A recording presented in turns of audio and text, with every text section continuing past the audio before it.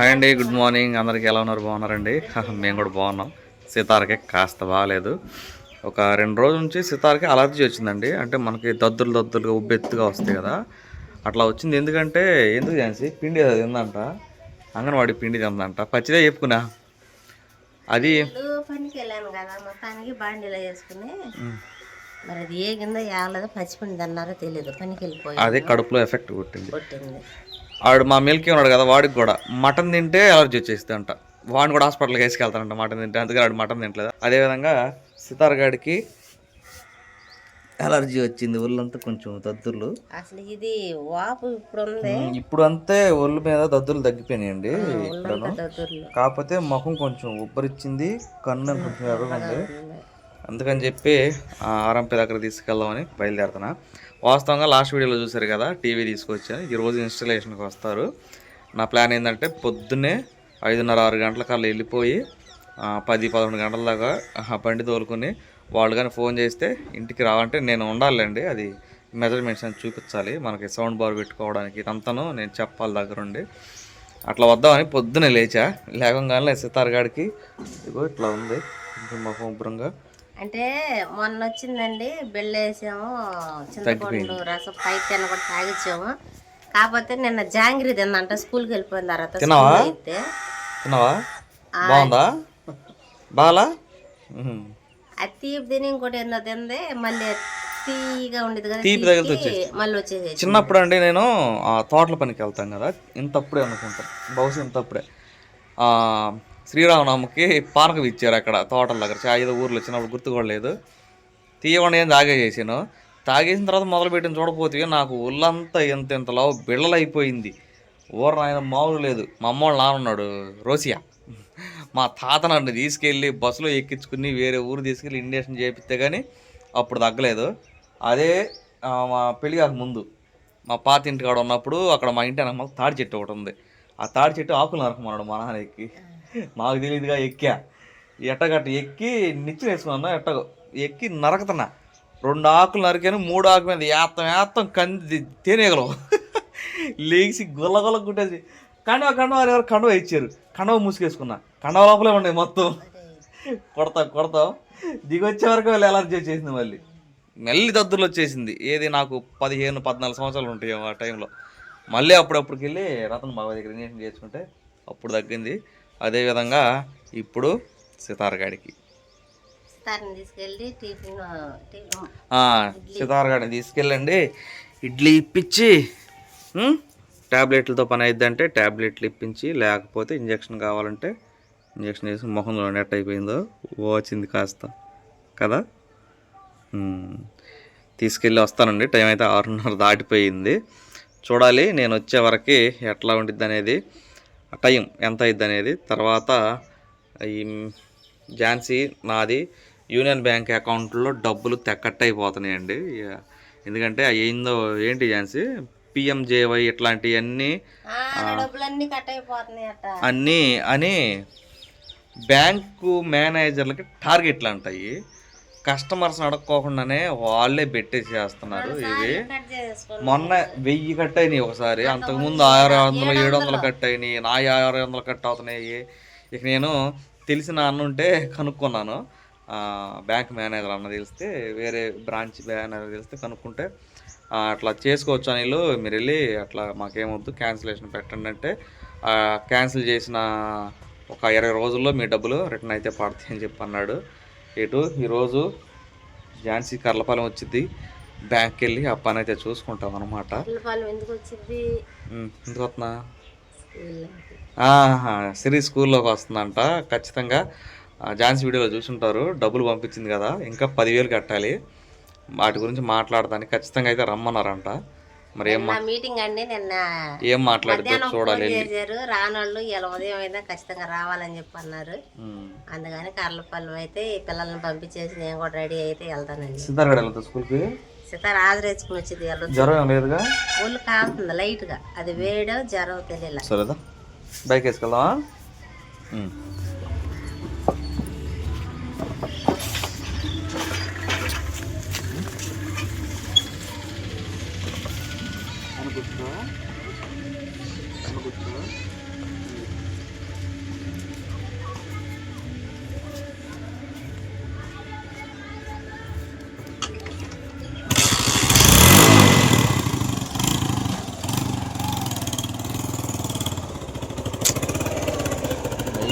పోయింది జాగ్రత్త.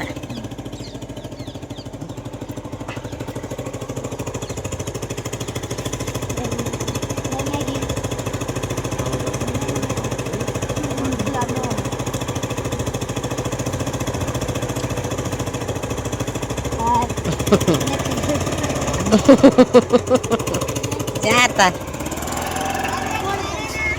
ఫోన్ వద్దా నానా?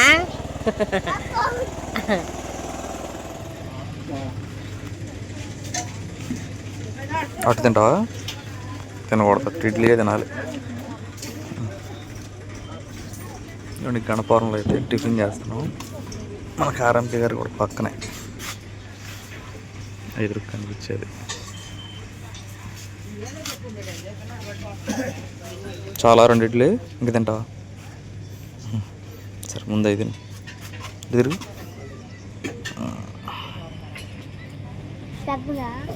తగ్గింది, ఏం చేయకుండా ఎడ తగ్గిద్ది? డాక్టర్ గారి దగ్గరికి వెళ్తే తగ్గిద్ది. తినవా ముక్క? ఇంకో ఇడ్లీ తింటావా?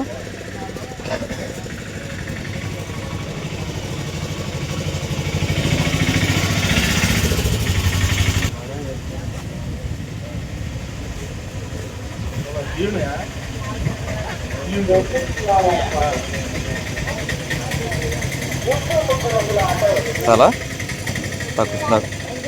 కూర్చుని దాకా మంచిగా ఎక్కువ తాగాల.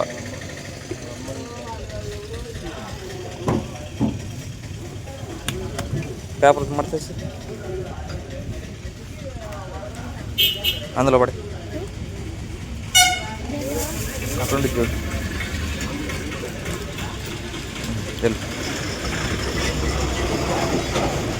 ఆ బులుగు దాంట్లో పైన బులుగు దాంట్లో చేయగడుకు అక్కడ.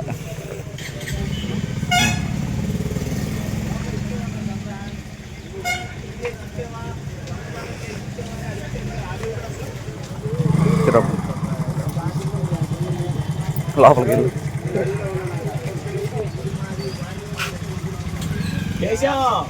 లోపలికి వెళ్ళి ఇచ్చేస్తుంది.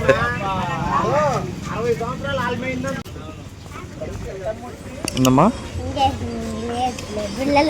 ఎట్టగట్ట ఇండేషన్ తప్పుకున్నానండి. ట్యాబ్లెట్లు అయితే ఇచ్చారు. ఏంటంటే మగతగా ఉంటుంది కదా, స్కూల్ నుంచి వచ్చిన తర్వాత ఏమన్నారు మధ్యాహ్నం నుంచి ఓన్లీ ఎలర్జీ వల్లేను మొహబ్రం ఏం కాదని చెప్పి అన్నారు డాక్టర్ గారు.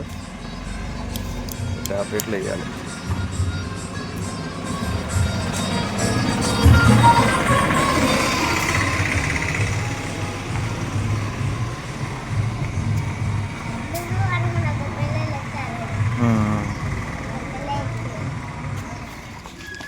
Slow slow slow.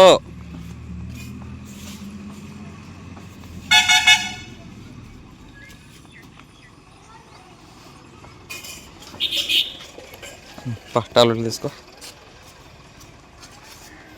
ఏ కన్నయ్య ఏం సాయంత్రం వాడి పొడుచుకుంటావు రే.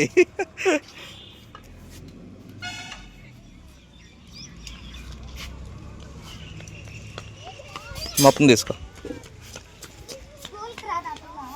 వచ్చిద్ది. టాబ్లెట్లు మధ్యాహ్నం వచ్చి నాకు వేసుకోమన్నాడులే. పా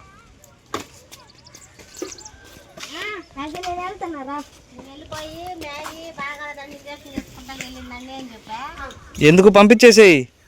టాబ్లెట్లు ఏమి వద్దన్నాడు ఇప్పుడు. నిద్ర వస్తాయి అంట ఈ కాస్త మగత. మధ్యాహ్నం వచ్చిన కానీ చేయమన్నాడు. ఎందుకున్నాను చెప్పు. చెప్పవే నాకు చెప్తావు.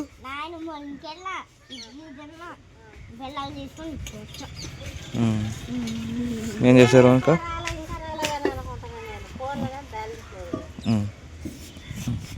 పో మనం కూడా డ్రెస్ మర్చుకోపో. ఆగో అమ్మాయిని తీసుకెళ్ళు. నాన్న లేదు గేమ్ లేదు.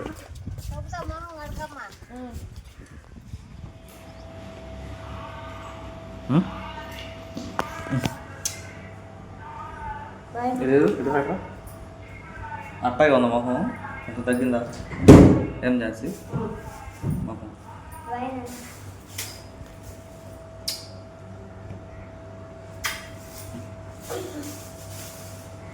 బాగానే మీద పూలు ఎందుకులే.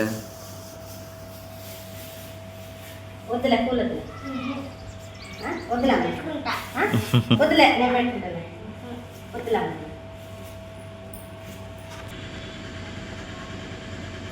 మూల అవుతున్నావు, పూలు కావాలి నీకు. వద్దులు ఇరే పెట్టుకుంటుంది.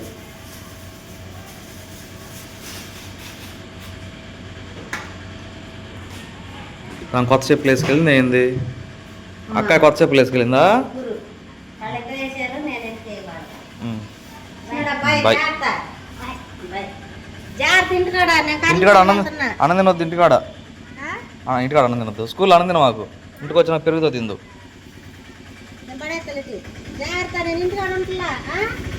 అప్పుడు దాకా ఎందుకు ఉంటావు? వాళ్ళు వచ్చిందాకా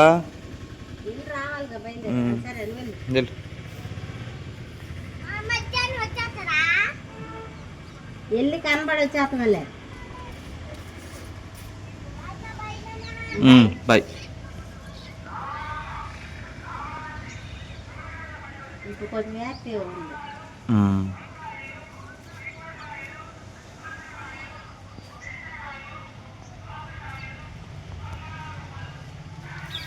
కానితే గబక్కన వెళ్ళి 2 పనులు చూసుకుని రావచ్చు కర్లపాలి. సరే అయిపోయింది నా పని. అదండి విషయం, అలా జరిగింది. ఇకపోతే ఝాన్సీ స్కూల్ దగ్గరికి వెళ్ళిద్ది. నా అకౌంట్లో ఝాన్సీ అకౌంట్ డబ్బులు కట్టని చెప్పా కదా, మేము ఇద్దరం కూడా బ్యాంక్ దగ్గరికి వెళ్ళి ఆ పని అయితే చూడాలి. ఇవాళ 20 రోజులు పట్టిద్దంట.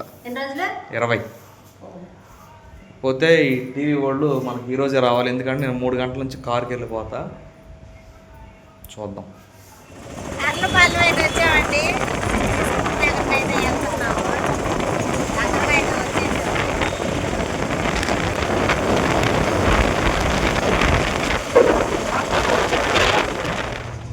ఇల్లు చూస్తావా?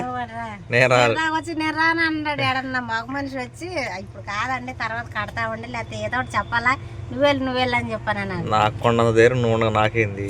అదేలే వెళ్ళి అని చెప్పాలా ఈ అబ్బాయి కడతా అని చెప్పా. పో ఈ 1 సంవత్సరం కదా అట్లా ఎట్టగట్ట అండి. సిరి వాళ్ళ స్కూల్కి అయితే వచ్చాము. అది కూడా శ్రీ భార్గవి హై స్కూల్. నేను లోయర్ మీద వచ్చానండి.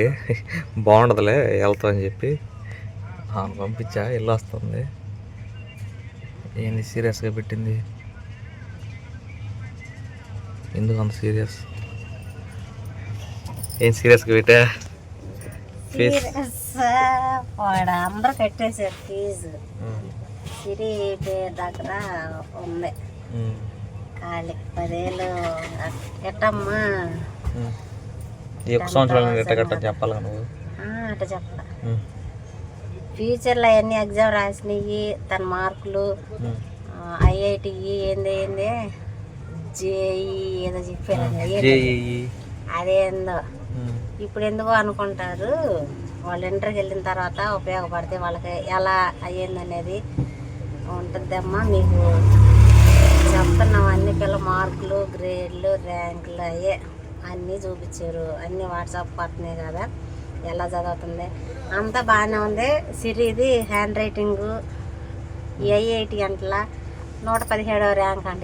ఏం మనకు తెలవదు ర్యాంకులు. ఇది మేడం గారే చెప్పారు. ఇప్పుడు అవన్నీ చెప్పి చూపించారు. పర్లేదు. ఫీజు చెప్పు. అదే ఇవి కూడా చెప్పొద్దు. పిల్ల ఎట చదువుతుంది ఇప్పుడేగా నేను వచ్చింది స్కూల్కి. స్కూల్ పెట్టినాక ఇవ్వాలని నేను వచ్చింది. అంటే ఒకసారి మీటింగ్ పెడితే మా అత్తని పంపించాను, నేనైతే రాలేదు. సిరి అయితే ఎగ్జామ్ రాస్తుందంట అండి. తీసుకొద్దాం అనుకున్నాను. 1 గంట అయిద్దని చెప్పి అన్నారు. ఇంకా సిరిని జాయిన్ చేశాను. మేడం గారితో కూడా మాట్లాడదాం అని చెప్పి అనుకున్నాను. అంటే సిరిని జాయిన్ చేశాను కదా లత మేడం గారితో అదే నెక్స్ట్ ఇయర్ గురించి వచ్చాను కదా, దగ్గరుండి మాట్లాడదాం అని చెప్పి అనుకున్నాం. కాకపోతే కుదరలేదు.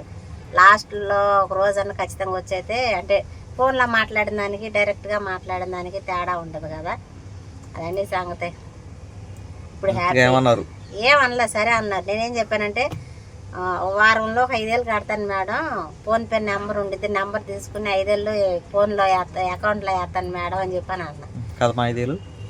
అదేగా చెప్పింది. వారంలో 5,000 నిన్నేగా 2,000.